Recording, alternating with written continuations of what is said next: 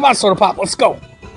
Woody Guthrie, please welcome to the stage, Arlo Guthrie.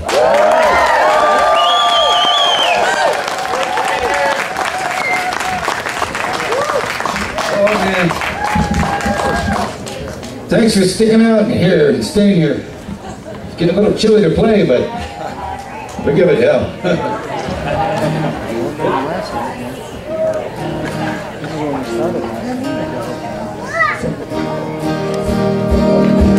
There it comes. I saw the sun go down. It was so beautiful, you know. Reminded me when David was talking about my father and Peter just mentioned, I thought I'll start off with one of his songs. Many of my, well, I'm going to change the key. The temperature just changed my voice here. Many a month has come and gone since I've wandered from my home. Those Oklahoma hills where I was born. Many a page my life has turned, many lessons I have learned, and I feel like in those hills where I belong. When I'm yonder on Indonesia, right on the only reservation in the Oklahoma hills where I was born. When I'm yonder on Indonesia, right on the only reservation in the Oklahoma hills where I was born. Now as I sit here today, many miles I am away from the place I rode my pony through the draw, where the oak and blackjack trees kiss the playful prairie breeze, and I feel like in those hills where I belong. But I'm yonder on Indonesia, right by pony on the reservation in the Oklahoma hills where I was born. But I'm yonder on Indonesia, cowboys life is my occupation in the Oklahoma hills where I was born. Now as I turn my life a page to the land of the great Osage, from those Oklahoma hills where I was born, where the black oil rolls and flows and the snow white cotton grows, and I feel like in those hills where I belong. Way down under on Indonesia, right by pony on the reservation in the Oklahoma hills where I was born. Way down under on Indonesia, cowboys life is my occupation in the Oklahoma hills where I was born.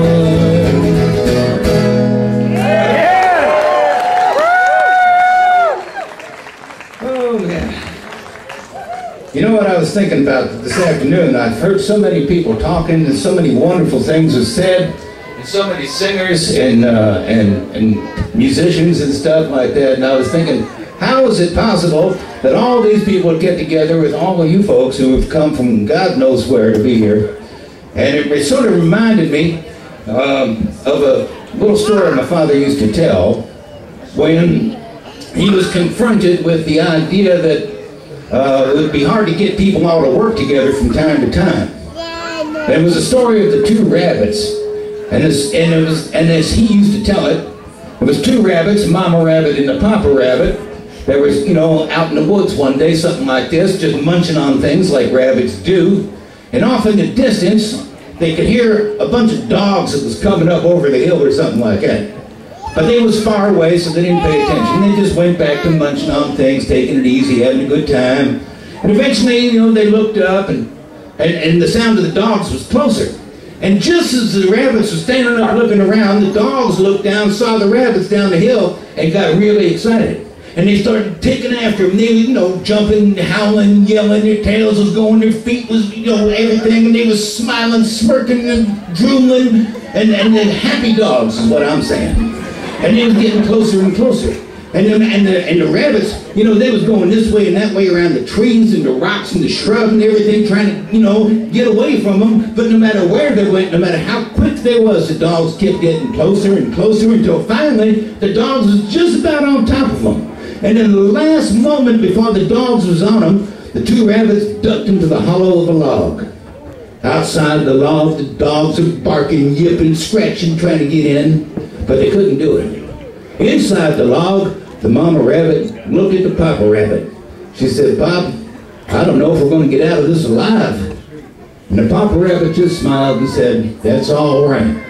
We'll just stay here till we outnumber him."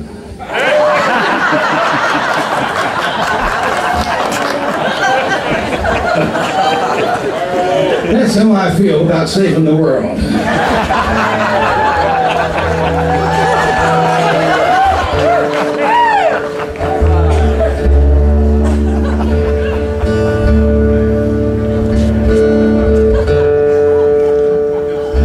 We play no Let Go song.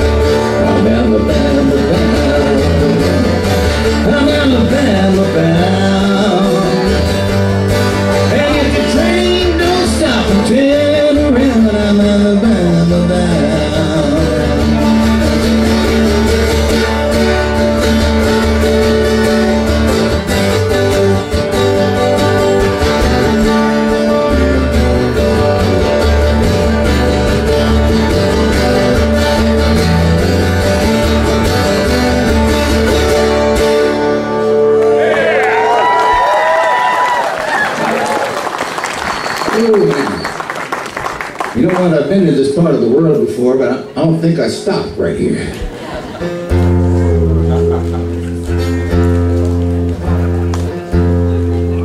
We're close to like Sturgis here or something too, right? Yeah! I was thinking about that. Because I've written a lot of songs in my life, you know, and my father's songs are so well known. I've written a bunch of songs. I got kids that write songs now. I got grandkids that write songs. Everybody writing, singing, writing, playing, and all that stuff.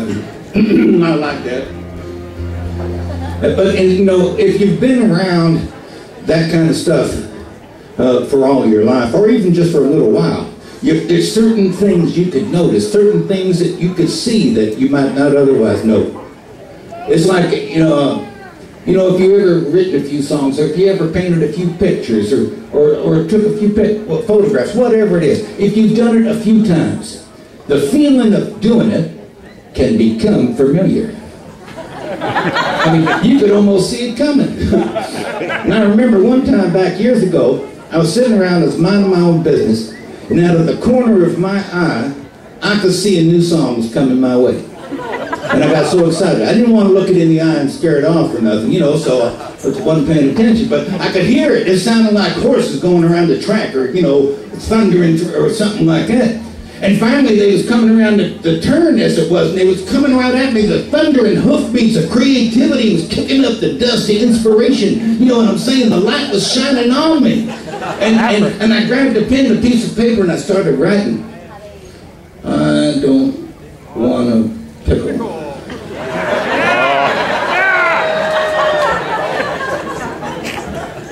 And I thought to myself, what kind of stupid song is that? I mean, in this family, this isn't the crown jewel of songwriting or something. You know what I'm saying? And not only that, it's worse than that. I'll tell you, because, I got a big, beautiful bike sitting at home. It's been in the woodshed for a couple of years, till it blew down about a year ago.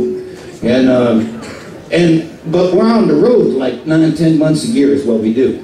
That's not a complaint, it's just how it is. And every time, so when we get home, it's like for a week here, a couple of days there, a few weeks in the holidays, something like that. Every time I got home, the last 2 or 3 years, rain, snow, sleet, hail, fog, mist, tsunami, hurricane, tornado, volcano, something going on like that. And I would look at my bike, and I would say, next time. And I'd come back next time and do the same thing over and over again, year after year, until finally, my wife felt so bad for me, she took the bike, moved it into the house, put it in the living room. Good woman right there. She called me to tell me about it. I'm in a tour bus going down the road in Arizona, something like that. She's telling me about the bike in the house. I'm reading the paper. In the paper that day was a story about another guy had his bike in the house in the living room, same as me. And he was working on it all winter, you know, like polishing, tweaking it, getting ready for the good weather. So this was taking place in the cold weather country, not like California, bike riding all year round, something like that. And he'd been polishing, tweaking for months, and finally he couldn't wait any longer, so he started it up right there in the house. The clutch was engaged.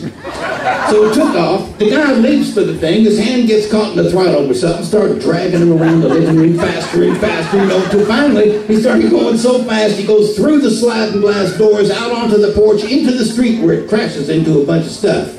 He's lying on the pavement, screaming and crying. The wife calls the ambulance. Paramedics come. They take him down to the hospital. He's going to be all right. They're going to patch him, fix him up, and everything. He's been gone for hours. So she's sitting at home thinking, might as well clean up. So she gets the shop vac out there in the living room, getting up all the gas and oil soaked rags he had, you know, that he was polishing, tweaking with for months. Takes the whole thing, dumps it in the toilet in the bathroom, closes the door and forgets all about it. The guy gets back later that night. His arms in casts in front of him. He's walking in thinking, this would be a good time to go into the bathroom, light up a smoke or something. You couldn't make this up. Somehow the guy gets a match lit. There's a huge explosion. The fume's been building up in the bathroom all day. Put this in your mind. The man is now flying through the air. His arms in front of him. His butt is on fire. He's going so fast he blows through the bathroom door down the hallway into the living room where he started earlier that morning. He's screaming, crying again. The wife calls the ambulance. Paramedics come. It's the same ones who was there earlier that day. They are laughing so hard as they haul him off on the stretcher, they trip and drop him on the pavement where he breaks some more bones. This song is for that guy.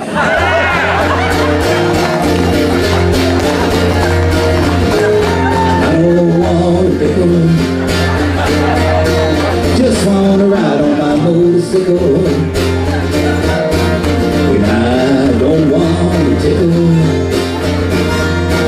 I just want to ride on my motorcycle. And I don't want to die, just want to ride on my motorcycle.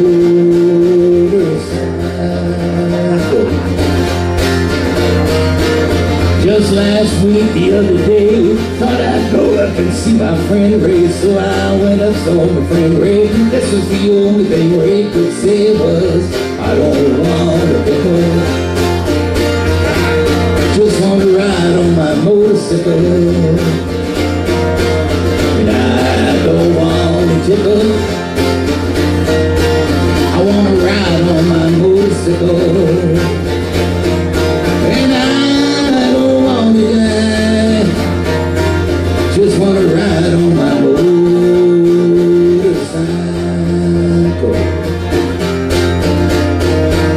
Just last week I was on my bike, run into my friend named Mike. Run into my friend named Mike. Mike no longer has the bike, but he cries, I don't want to pickle.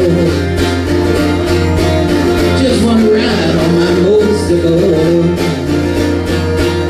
I don't want to tickle. I'd rather ride on my motorcycle. And I don't want to die. Just want to ride on my motorcycle.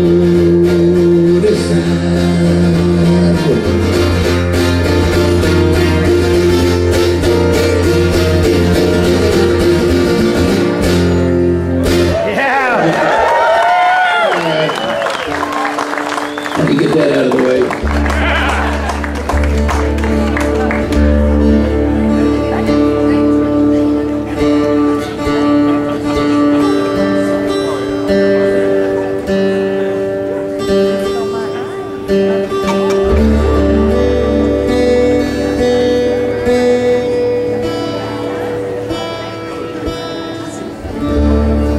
Well, I'm going to tune up here. The weather's making the guitar go nuts.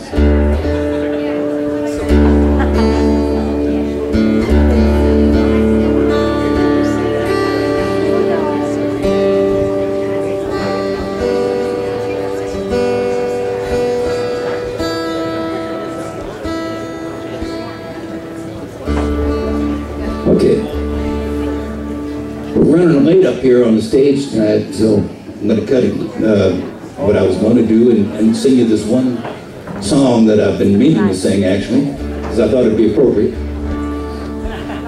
The song my father wrote the lyrics to, and I put some music to it about a decade ago. It was more or less like a poem, and I turned it into a little song because I thought it was so pretty.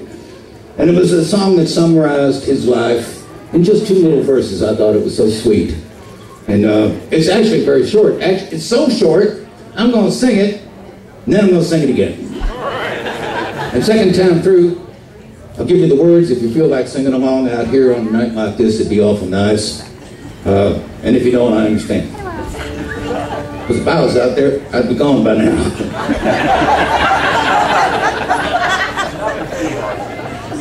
That sounded like it sounded right in my head before I said it. That's what happens when you're a child of the 60s, you know what I mean? It makes sense until it don't. Okay. Little song, little peace song. It goes something like this. Actually, this is the last little song my dad ever wrote. My peace is all I've got that I can give to you. My peace is all I've ever had. It's all I ever knew. I give my peace to green and black, to red and white and blue. My peace is all I've got that I can give to you. My peace is all I've got. It's all I've ever known. My peace is worth 1,000 times more than anything I own. I pass my peace around and around, cross hands of every hue. My peace is all I've got that I can give to you. It's that easy. Maybe you can help me out. My peace is all I've got. My peace is all that I can give to you, that I can give. My peace is all I've ever had. My peace is all I've had. It's all I ever knew. It's all I have. I give my peace to green and black. I give my peace to green, to red and white and blue, to red and white and blue. My peace is all I've got. My peace is all I've got that I can give to you. Sounds nice up here. My peace is all, it's all I've ever known. It's all I've had. My peace is worth 1,000 times more. My peace is worth anything I own than anything. I pass my peace around and around. I pass my peace around. Crossed hands of every hue. Crossed hands of every hue. My peace is all I've got that I can give to you. Thank you. Take it easy.